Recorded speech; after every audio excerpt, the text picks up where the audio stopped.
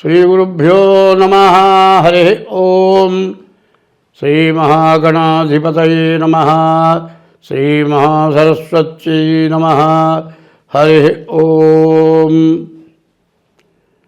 వందే శంభుమాపతిం సురగురుం వందే జగత్కారణం వందే పన్నగభూషణం మృగధరం వందే పశూనాం పతిం వందే సూర్యశశాంకవక్నినయనం వందే ముకుందప్రియం వందే భక్తజనాశ్రయం చ వరదం వందే శివం శంకరం.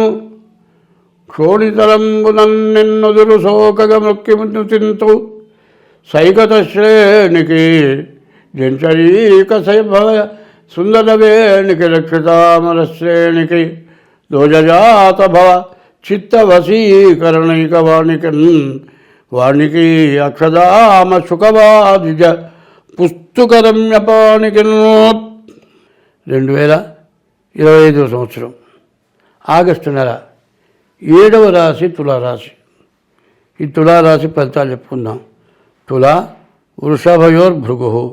తులా వృషభ రాశులు ఎట్లా ఉన్నాయి అనేది చూసుకోవాలి. తులా వృషభ రాశులకి మరి వృషభం అంటే ఎద్దు. ఆ ఎద్దు ఎవరు? ఈశ్వరుడు వాహనం. అది ఎంతో మంచి జీవి. ఎటువంటిదంటే చూడటానికి చాలా భయంకరంగా ఉంటుంది. ఆ తలకాయ ఉంచితే ఆ కొమ్ములు పెట్టి పొడిస్తే మనం చచ్చిపోతాం. అంత భయంకరంగా ఉండే ఎద్దు కూడా దాన్ని పట్టుకొని బండికి ఎడితే బండికి కట్టించుకొని బండి లాగుతుంది. మరి ఈ గానుకి కడితే గానుకు కూడా పనిచేస్తుంది. పొలాన్ని తీసుకెళ్ళి దున్నితే పొలాన్ని దున్నుతుంది. ఎంత పనైనా సరే నేను చెయ్యను, నాకు ఆహారం చాలలేదు, నాకు అలా ఆకలి అవుతుంది కాబట్టి, నాకు నీరసం వచ్చింది కాబట్టి నేను పని చేయను అందు. ఎందుకంటే ఎంతో శాంతమూర్తి. రాబోయే పరమేశ్వరుడు ఆ నందే వృషభమే. పల్లెటూళ్ళలో నందిని గోవుని బాగా పూజించేవాళ్ళు, నా గోవుని ఎద్దుని పోషించేవాళ్ళు. ఇప్పుడు ట్రాక్టర్లు వచ్చిన తర్వాత ఎద్దు పోయింది, ఏనుగా పోయింది, తర్వాత ఎద్దు పోయింది, అన్నీ పోయినాయి. ఈ జీవుల్ని పోషించటంలా. అందువల్లే రైతుకు చాలా కష్టం వస్తుంది. కాబట్టి ఈ వృషభ రాశి చాలా విశేషమైన రాశి. ఈ రాశికి గురువు, శుక్రుడు, రవి, కేతువు, బుధుడు, శని చాలా ఇప్పుడు 5-6 గ్రహాలు బాగున్నాయండి. రాహుకేతువులు తప్పితే ఈ తులారాశికి అన్ని గ్రహాలు చాలా బాగున్నాయి. ఇంత బాగుండటం అనేది ఇప్పటికీ 6 రాశులు చెప్పాం. ఈ 6 రాశుల్లో తులారాశి ఉన్నంత బాగా ఏ రాశి లేదు. ఇంత బాగుండటం వల్ల మీరు బాగా పైకి రావటానికి, జీవితంలో మీరు ఆశించింది ఏదన్నా ఉంటే అది మీరు సంపాదించుకోవటానికి బాగా అవకాశం కనబడుతుంది. కాబట్టి మీరు ఇది 20 వంతులే గోచారం, 20 వంతులే నేను చెప్పేది. కానీ గ్రహచారం వేరే ఉంది. గ్రహచారం అంటే పుట్టిన టైంను బట్టి. సరిగా చెప్పాలంటే మరి 5-6 గ్రహాలు బాగున్నాయి. ఇంతకుముందు 6 రాశులు చెప్పుకున్నాం. ఈ 6 రాశుల్లో తులారాశి ఉన్నంత బాగా ఏ రాశి లేదు. అయితే ఇది గోచారం. దీన్నే పూర్తిగా నమ్మొద్దు. గోచారం అంటే 25 వంతులే జరిగేది. గ్రహచారం అనేది ఉంది. గ్రహచారం ఎట్లా? పుట్టిన తారీఖు, నెల, సంవత్సరం, టైము, దాని ద్వారా గ్రహచారం వస్తుంది. ఇది 25 వంతులు బాగున్న దాన్ని ఆ 70 వంతుల్లో ఏదైనా చెడుందేమో చూసుకొని దాన్ని పోగొట్టుకుంటే మనకు ఎటువంటి సమస్య మాత్రం రాదు. మీరు బాగా ఆర్థికంగా జీవితంలో ఎప్పుడూ సంపాదించినంత సంపాదించుకొని స్థిరపడి వాడికి ఏమిరా అనేంత శక్తి సంపాదించుకోగలుగుతారు. మీరు ఎటువంటి సంపాదన రావాలి, వచ్చిన సంపాదన పోగొట్టుకోకుండా నిలబెట్టుకోవాలి అనేటట్లయితే మీకు ఇది చాలా మంచి సమయం. అందులో రవికేతులు ఇద్దరు ఏకాదశంలో ఉన్నారు, బుధుడు దశమంలో ఉన్నాడు, శుక్రుడు గురువు నవమంలో లక్ష్మీస్థాన స్థానంలో ఉన్నారు, మరి శని బాగున్నాడు. ఇన్ని గ్రహాలు బాగున్నాయంటే జీవితంలో ఎప్పుడైనా సరే గుర్తుపెట్టుకోండి, మానవుడు ఎవరి దగ్గరైనా ఉద్యోగం చేస్తే ఎంత చేసినా నువ్వు ఎంత కష్టపడ్డా బాగా చేసావని మాత్రం ఓనర్ అడ్డు అంటే నువ్వు సరిగ్గా పనిచేయవను అనే భయం. ఇది ఎట్లా ఉంటుందంటే ఈ రోజున ఎటువంటి ఉద్యోగం చేసేవాడైనా సరే ప్రజలంతా కూడా వాడిని గౌరవించేంత గొప్ప పని చేస్తాడు, ఉన్నత స్థాయికి వెళ్ళిపోతాడు. అదే వ్యాపారం అయితే ఇంకా బాగా సాగుతుంది. దీన్ని పొందాలి, ఈ ఐశ్వర్యం మీకు రావాలి అని మీ కోరిక ఉందా? ఎవరికి లేకుండా ఉంటుంది? అందరికీ ఉంటుంది. ఏమీ లేని వాడికైనా సరే ఒక కిలో బంగారం దొరికితే బాగుండు అనుకుంటాడు. కిలో బంగారం కాదు, ఓ తులం బంగారం దొరికినా ₹1,00,000. మరి ఏమీ లేని వాడికి కిలో బంగారం కావాలని కోరిక పడుతుంది. ఎందుకంటే చూస్తున్నాం, ఒక్కొక్కళ్ళు జనాన్ని చూసిన తర్వాత అయ్యో కనీసం మంగళసూత్రం కూడా కొనుక్కోలేకపోయినాం, అందువల్ల మనకు కూడా బంగారం దొరికితే బాగుండు అనుకుంటారు. అట్లాంటి వాళ్ళు కూడా ఈ రాశిలో మంచి లాభాలు పొందే టైము.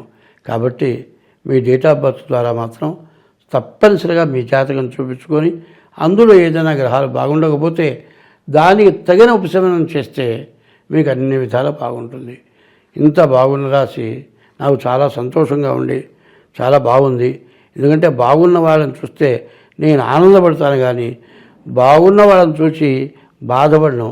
నేను ఎప్పుడు కూడా నాకంటే కింద వాడిని చూసి మనకంటే వాడు తక్కువలో ఉన్నాడు, మనమే బాగున్నాం, వాడికి మనం సహాయం చేయాలి అని ఆలోచిస్తా. కానీ మనకంటే ఎక్కువ చూసి మనం వాడిలాగా ఎట్లా బాగుపడతాం అనేది మాత్రం ఆలోచించాం. మనం ధర్మంగా ఎవరికైనా ధర్మమైన పనులు చేస్తే ఎంతైనా పైకి రావడం జరుగుతుందని ధర్మశాస్త్రాలు చెప్పున్నాయి. మనకంటే పైవాడిని ముంచాలి అంటే ఏదో తప్పుడు పని చేయాలి, వాళ్ళలాగా కావాలంటే. కానీ ఎంత సంపాదించినా నీ జాతకం బాగుండనప్పుడు నష్టాలే వస్తూ ఉంటాయి. ఇప్పుడు మంచి టైము, ఈ టైముని బాగు చేసుకోవాలంటే డేట్ ఆఫ్ బర్త్ ద్వారా కానీ, డేట్ ఆఫ్ బర్త్ లేకపోతే హస్త సాముద్రిక ద్వారా కానీ మా నెంబర్లు మరి 7801071946 ఇదొక నెంబరు. ఇంకో నెంబరు 6300061241. ఈ నెంబర్కి కానీ ఫోన్ చేసి దానికి తగిన ఫీజు చెల్లించి మీ జాతకం చెప్పించుకోండి. ఈ టైంలో మంచిగా మీరు బాగుపడాలనుకుంటే దీని గురించి మంచిగా చూసుకోండి, చాలా బాగుంటుంది. స్వస్తి. శ్రావణ మాసం జూలై నెల 25వ తారీఖుతో శ్రావణ మాసం ప్రారంభమవుతుంది. అయితే శ్రావణ శుద్ధ పూర్ణిమకు ముందుగా వచ్చే శుక్రవారం రోజున వరలక్ష్మి వ్రతం చేయాలనుంది. పౌర్ణమి రోజే ఈసారి శుక్రవారం కలిసి వచ్చింది. పౌర్ణమి శుక్రవారం రెండు కలిసి వచ్చినాయి. ఇది చాలా విశేషం. ఈ శ్రావణ మాసంలో ప్రతిరోజు అమ్మవారిని పూజించడం ఎంత వరకైనా సరే ఏదో గుట్లు అటువంటి సూతకాలు వస్తే తప్పితే మంచి వాళ్ళందరూ కూడా చేయటానికి అవకాశం ఉన్న వాళ్ళందరూ కూడా, ఎందుకంటే అవకాశం అంటే డబ్బులు కాదు, సూతకం ఉంటే చేయకూడదు. ఎంత డబ్బులతోనైనా అమ్మవారి పూజ చేయొచ్చు. శ్రావణ శుద్ధ పూర్ణిమ రోజు వరలక్ష్మి వ్రతం చేయాలి. కాదండి నాకు అంత శక్తి లేదంటే మరి ఊళ్ళోనే ఏదో గుళ్ళో సామూహికంగా చేస్తారు, అట్లాంటి చోటైనా వరలక్ష్మి వ్రతం చేసుకోవాలి. ఈ వరలక్ష్మి వ్రతం అయిన తర్వాత అమ్మవారి సూత్రం 9 పోగులతో ఒక తోరం అక్కడ పెడతారు. ఆ తోరం కుడి చేతికి కట్టుకునేప్పుడు మరి పద్మాసనే పద్మకరే సర్వలోకైక పూజితే నారాయణ ప్రియదేవి సుప్రీత భవసర్వదా అని ఆమెని ప్రార్థించి మరి ఈ సూత్రం 9 దారాలతో కూడిన సూత్రాన్ని చేతికి కట్టుకోవాలి, చేతికి ధరించి అమ్మవారి పూజ చేసుకోవాలి. ఇది శ్రావణ శుద్ధ పూర్ణిమ ముందు శుక్రవారం ఎప్పుడు వచ్చింది అంటే మరి ఆగస్టు నెల 8వ తారీఖు శ్రావణ శుద్ధ పూర్ణిమ. ఈ శ్రావణ శుద్ధ పూర్ణిమ రోజు మరి వరలక్ష్మి వ్రతం తప్పనిసరిగా చేసుకోవాలి. అదే కాదండి, అమ్మవారు ఇచ్చేది కూడా కాదు, ఐశ్వర్యం అంటే ఈశ్వరుడు ఇచ్చేది కూడా ఐశ్వర్యమే. కాబట్టి శ్రావణ మాసంలో ఈశ్వరుడికి ప్రతిరోజు కూడా మరి శ్రావణ మాసం ప్రారంభం నుంచి చివరి వరకు కూడా మరి ఈశ్వరుడికి అభిషేకం చేసుకోవటం, గుళ్ళో అభిషేకం చేసే టైంకి వెళ్ళటం, మారేడు దాలు తీసుకెళ్ళి దేవుడికి ఇవ్వండి. ఆ అభిషేకం మీ చేతనైతే డబ్బులు కట్టి అభిషేకం చేయించుకోండి. అట్లా కాకపోతే కనీసం పూలు ఇచ్చి అభిషేకం దాకా ఉండి తీర్థం తీసుకోండి. కాదండి నెల మొత్తం చేయించుకోలేమనుకుంటే 4 సోమవారాలు వస్తాయి, మరి పౌర్ణమి వస్తుంది, మరి మాస శివరాత్రి వస్తుంది. ఈ 6 రోజుల్లో కూడా తప్పనిసరిగా ఈశ్వరుడికి అభిషేకం చేసుకోండి. మరి శ్రావణ శుద్ధ చతుర్దశి రోజున వరలక్ష్మి వ్రతం చేసుకోండి. ఈ సంవత్సరం మీరంతా సుఖంగా ధనధాన్య అభివృద్ధి కలిగి లక్ష్మీ వల్ల అనుగ్రహం కలిగి వరలక్ష్మి వ్రతం చేసుకున్న వాళ్ళు అంతా సుఖ సంతోషాలతో ఉంటారు. స్వస్తి.